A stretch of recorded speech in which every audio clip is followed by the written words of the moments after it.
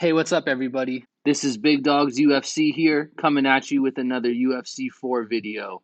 This time, I'm going to be talking about how to use pull counters to get out of the way of hooks and uppercuts and deliver your own massive counter shots. When you do a pull counter, that means that you're going to be leaning back away from the strikes.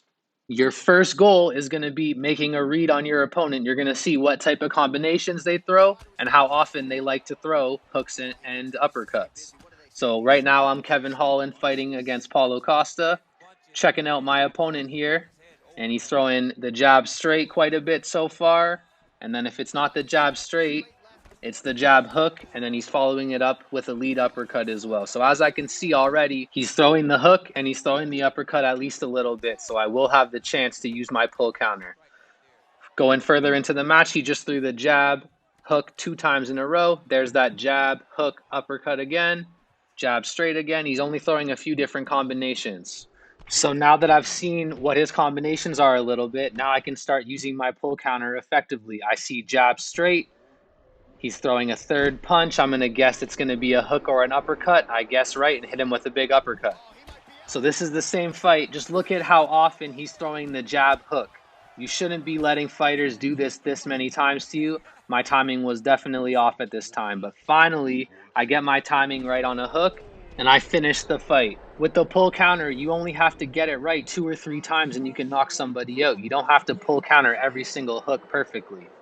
That's not to say that there isn't a risk, though. So my tip to you is always make your opponent pay when you pull counter successfully on them. So your goal shouldn't just be to get out of the way of the punch or the kick. You should have something on your mind that you're ready to throw for when you do successfully do your counter pull.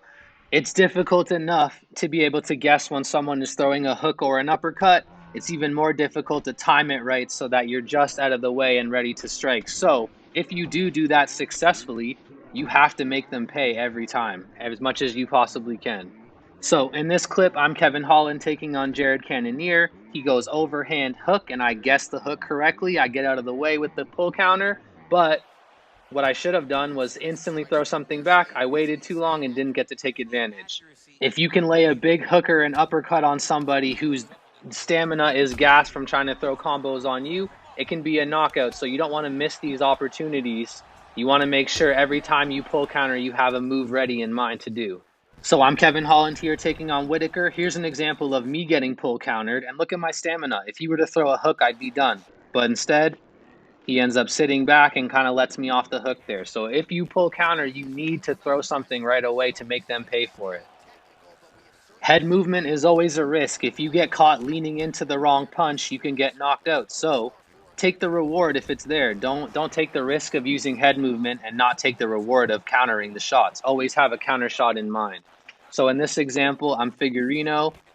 I pull counter his uppercut, and I just do nothing for no reason. Could have been an easy knockout. These are the times when you want to just whip your controller into the wall when you do dumb things like that. Had the knockout right in front of me. So here's some clips of some pull counters. This time I'm McGregor, see the uppercut coming. So I pull back on the right stick and hit him with an uppercut of his own.